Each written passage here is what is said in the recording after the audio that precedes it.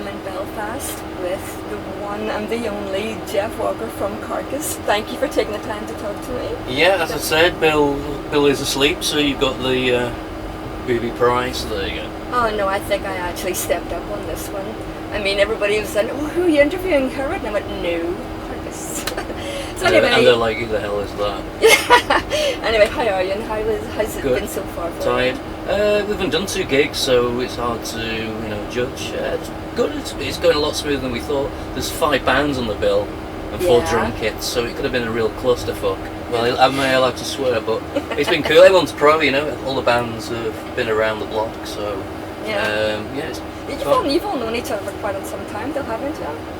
Yeah, we've known Napalm since we were kids, and I've known Michelle from Voivod off bumped into him over the years. Yeah. We know the Obituary guys. Who else is on the bill? Napalm, Obituary, Voivod. That's everyone, isn't it? Yeah. Oh boy, yeah. And then the Herod guys. Yes. We know them through a friend, so it's Well, I was actually. It's a bunch of washed up has-been acts trying to relive the past glories on one bill, Well, I was going to save this question for later, but now that you've started on that line, I'm going to bring it in right now. I mean, you've all known each other. This is quite an intense tour, with 5 major bands. Okay. 4 and 1 Swiss. 4 and 4.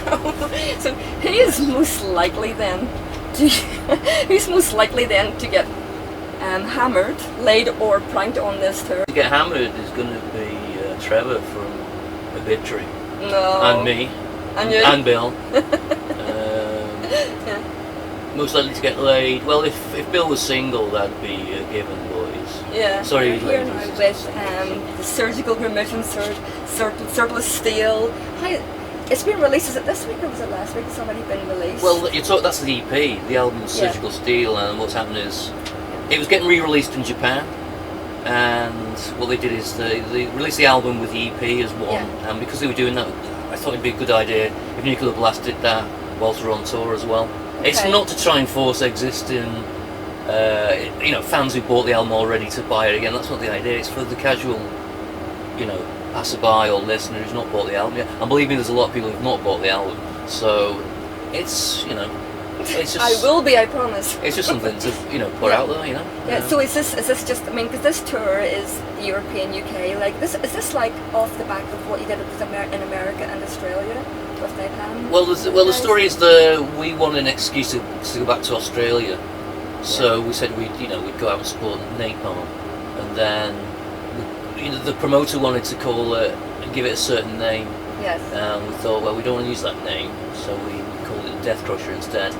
And then we toured last year with Obituary after that, and Napalm had toured with Voivod, so all the tours have kind of matched together, and because we all know each other, and because it's just a really good lineup. Right. So was this your idea, the band's idea, or your record company's, or what was it? Just a I'll take the credit. You'll take the credit. That's what I wanted to hear. That's brilliant. No, it was a Carcass tour, and we wanted to bring Obituary, and then we thought, well, we could bring Napalm as well, so we just toured with them, and then what about Voivod? I have I cannot tell you. Whenever this was announced for somewhere like Belfast, this is a major gig for somewhere like Belfast. This is brilliant. 2-horse town, isn't it? Whenever we have a lineup like this on tonight, I mean, I'm not joking. I absolutely have been having heart attacks thinking about it. So you're going to be embarrassed later when there's 10 people there, and you're going to have to eat your own words. No way. Are you kidding me? No, it's not going to happen. It's not going to happen. Right. So, just you touched on the fact there that you're in Belfast, whatever.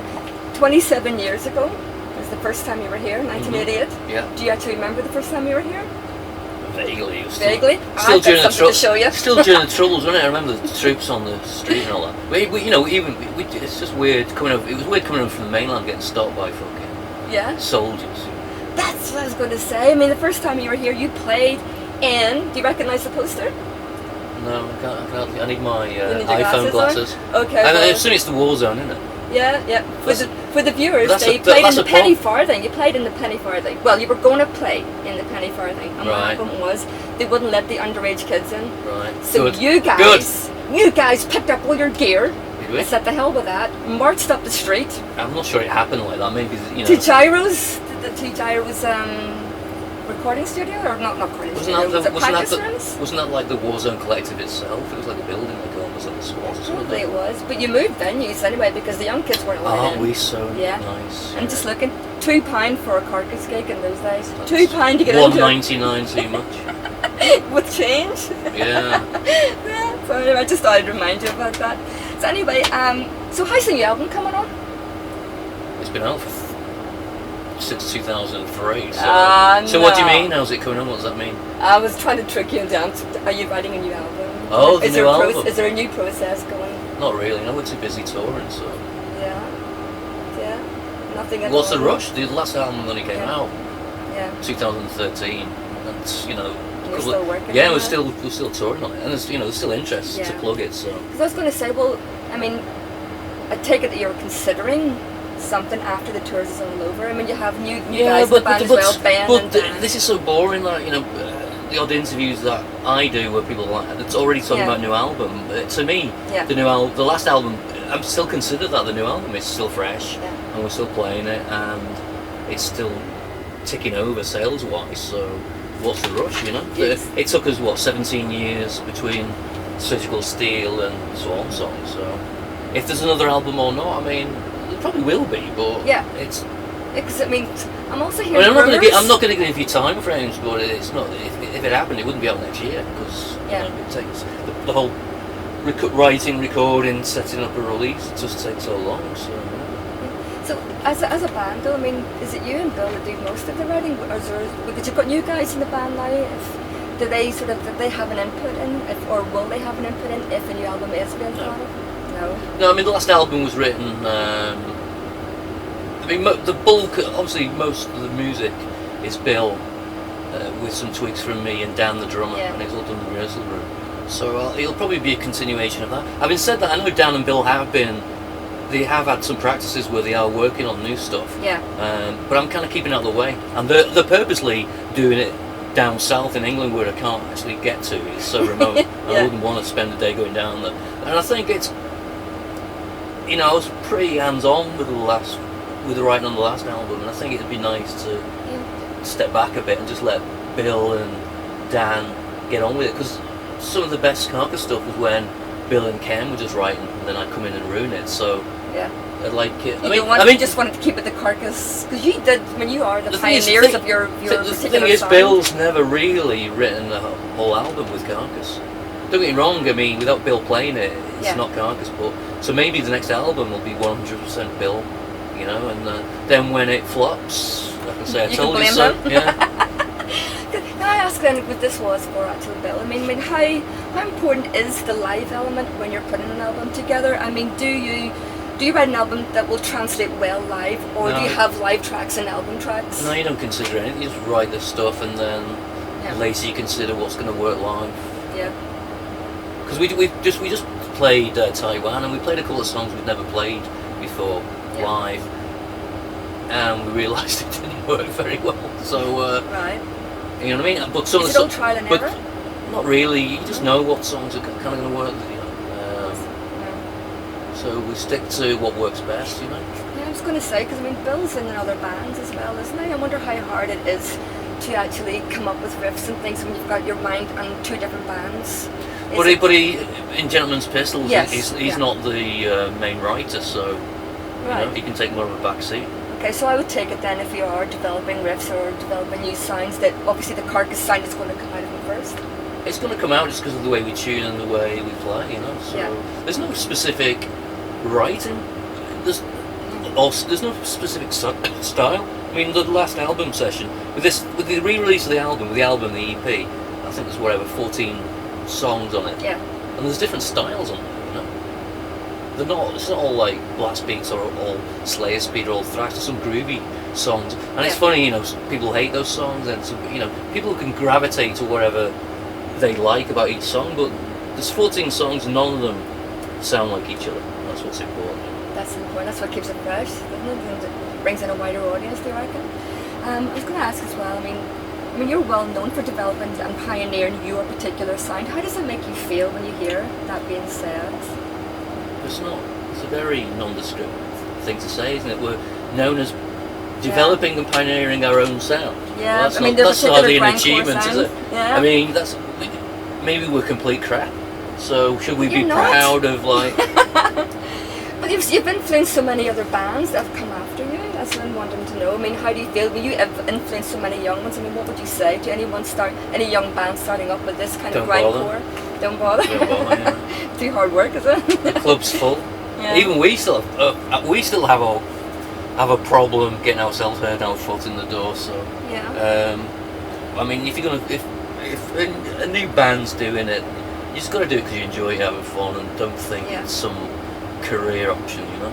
Do you think you've reached your summit yet, or do you think there's still that one album that needs to No, be?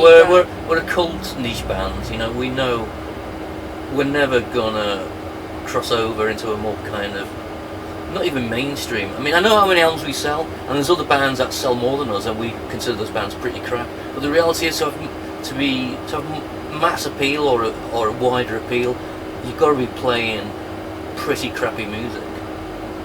That's the reality. Yeah, you did upset your fans. What, in 1996, didn't you? Whenever you sort of went a bit more melodic, you did upset a lot of people. Not really. No. I mean, the point I'm trying to make is, in order to make ourselves, to increase our sales, we'd really have to dumb our music down. And I don't think we're capable of that. Because what's popular in metal nowadays is pretty. To us, we're not fans of that stuff. But it's like anything that's popular for mass consumption with a lot, anything that a lot of people can get into has to be lowest common denominator. Yes. And hopefully what we're doing isn't. And Yes. we're happy to be a cult niche band, quite a successful cult niche band. We're happy with that, happy with our lot, and we couldn't ask for any more, you know. I mean, that's what I'm saying. I mean, I'd rather Yeah. to be a band that, and this is, I don't want to patronise anyone, we'd rather be the band that there's one kid in class at school that's into the band and all his other mates are into some popular shit that's in Metal Hammer or something, you know what I mean?